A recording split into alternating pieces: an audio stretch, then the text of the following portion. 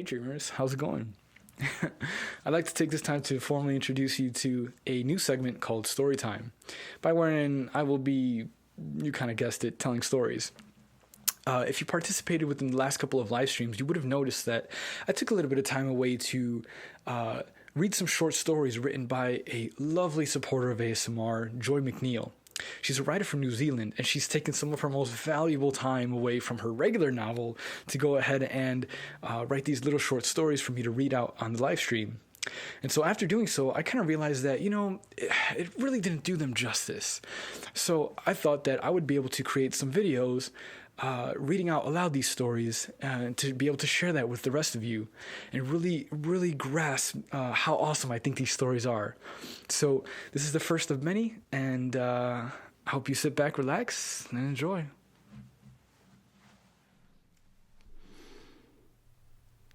Unit 627, stand down. You are not required, came the call on the radio. John slammed his hand down hard onto the steering wheel as he eased his foot off the accelerator. That is the third time we've been stood down this week. When someone dials 911, why bloody bother to ring us if they don't really need an ambulance? Sending us all this way out here into the Arizona desert for nothing? I hope they're freaking happy. Easy there, Jono, Drew replied as he leaned forward to switch off the lights and siren.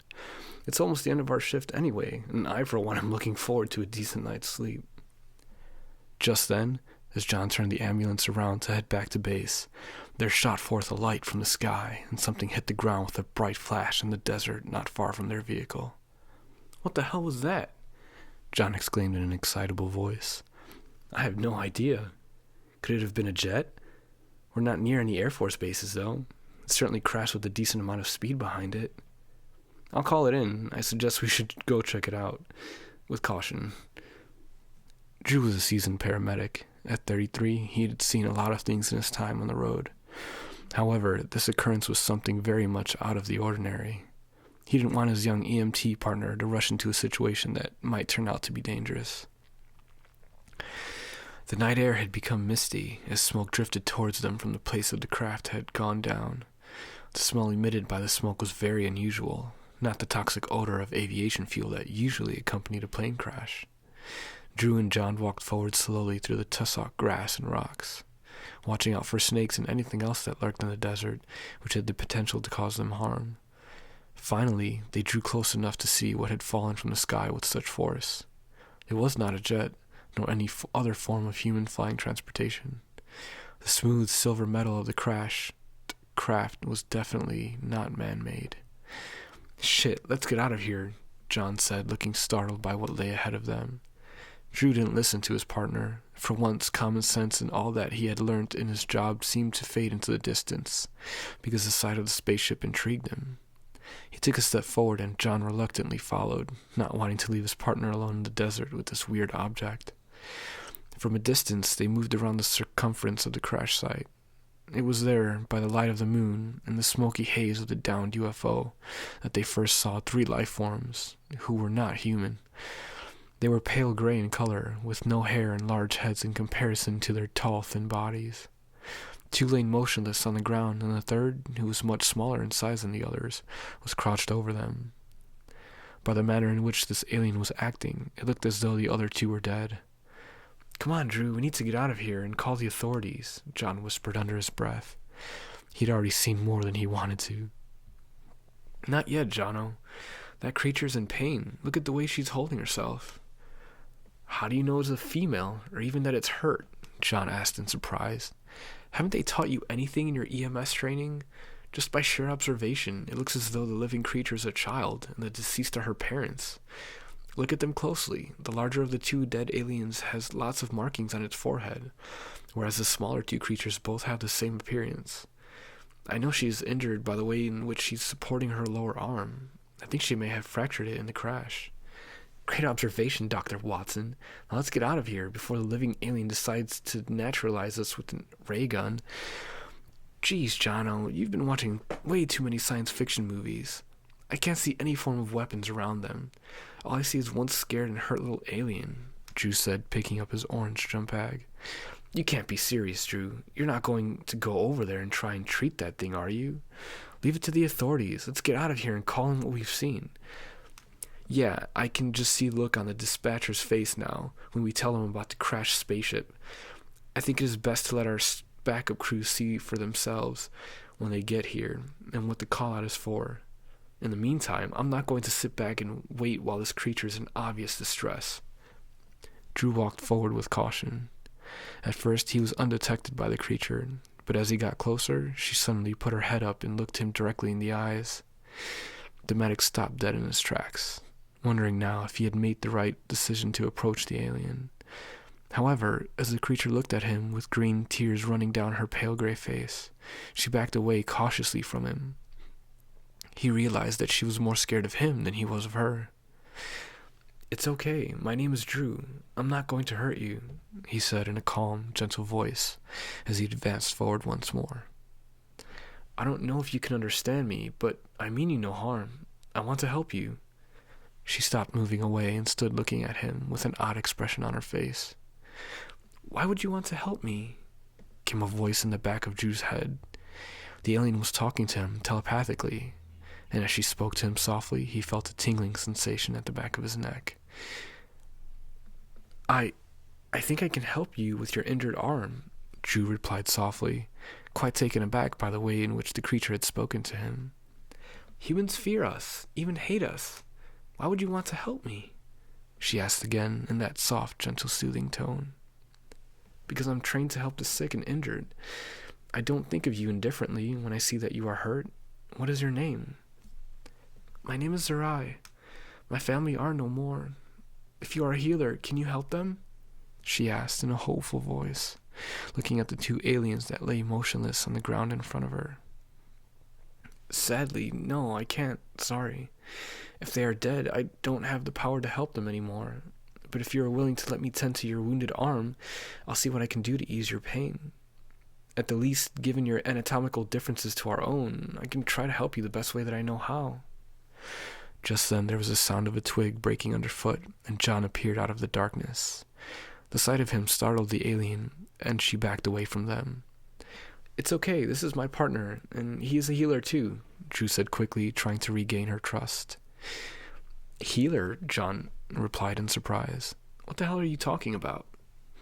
"That is the term Zorai uses for medical personnel," Drew replied. "What? Are you talking to it now? Well, I'll be damned. Has it said why is it on Earth?" "I don't like the other healer. He scares me," Zerai messaged Drew hurriedly.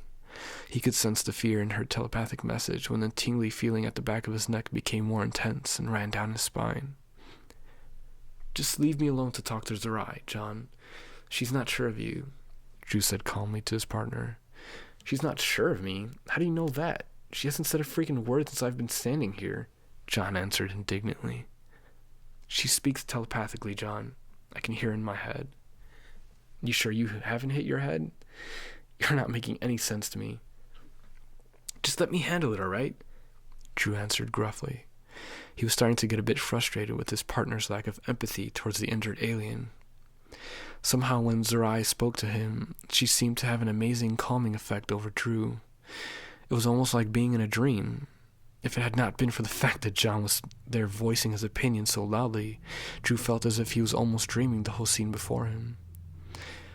"Zerai, will you let me help you?" he asked again as he walked towards her, until he was only standing a few feet away. "If you can," she replied as she slowly sat down upon the dusty earth.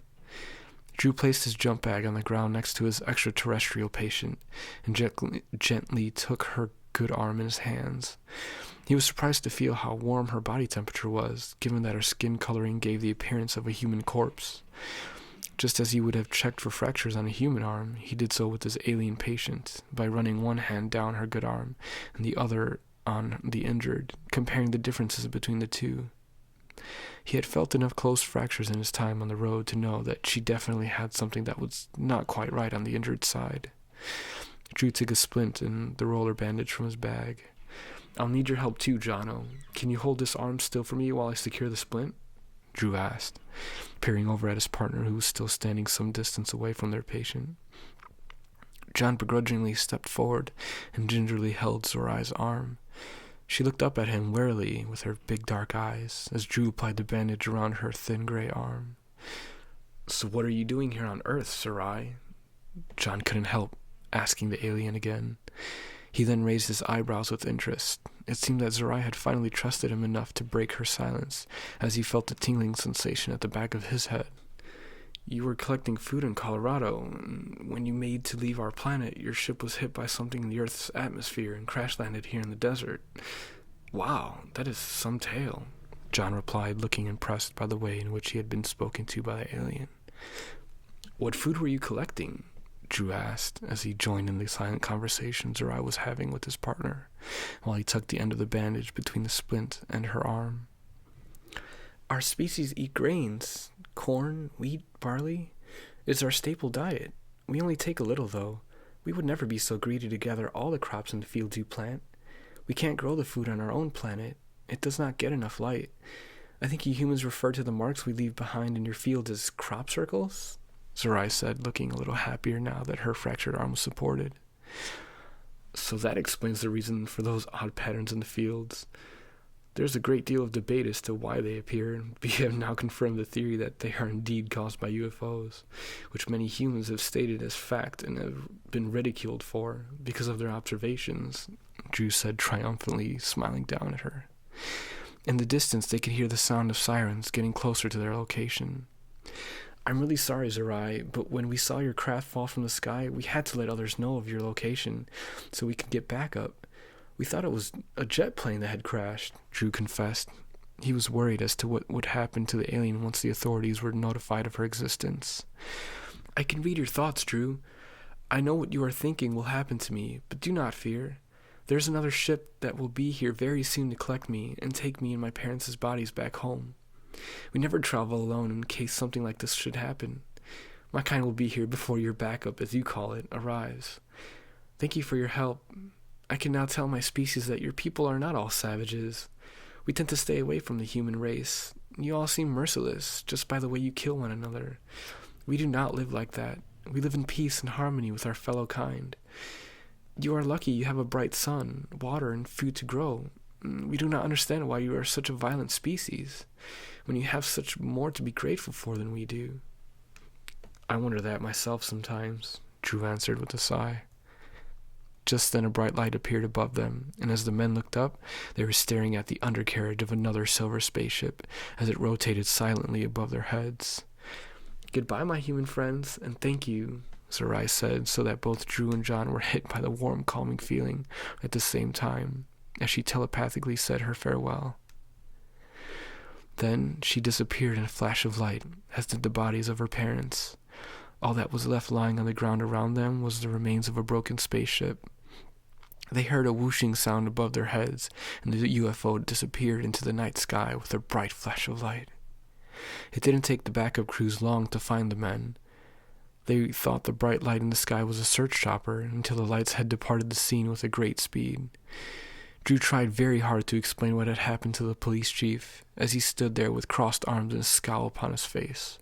The chief was very angry with them for approaching the scene without backup, and even more astonished as he surveyed what was strewn across the ground around them. From then, it didn't take long for the news to spread, and the area was surrounded by flashing beacons and choppers flying overhead. 3 men dressed in dark suits approached Drew and John, with long, expressionless faces. "Are you both from the EMS unit that was the first on scene?" one of the men asked with a dry, heartless tone to his voice. Drew nodded. "Come with us," he said, pointing to an unmarked black chopper. "What for? What's going on?" John protested loudly. "You need to be decontaminated," he answered coldly. There is a hazmat truck here for that. We don't need to go anywhere," Drew replied, now looking rather worried at the solemn expression upon the men's faces. "This is not what we have in mind. As you have been in contact with an alien life form, we are taking you to Area 51 for observation, and under federal law you have no choice but to come with us," the man replied with a dark smile upon his face. "Wake up, Drew. Wake up." John was shaking his partner vigorously. "You slept through the bell. We have a call out in the desert." "The desert? But we have just been there," Drew replied sleepily. "Geez, partner. That must have been one hell of a dream. Now hurry up and get dressed. A call has just come in that a jet plane has crash landed 50 miles out from the base. Hurry up so we can be the first on the scene. The end.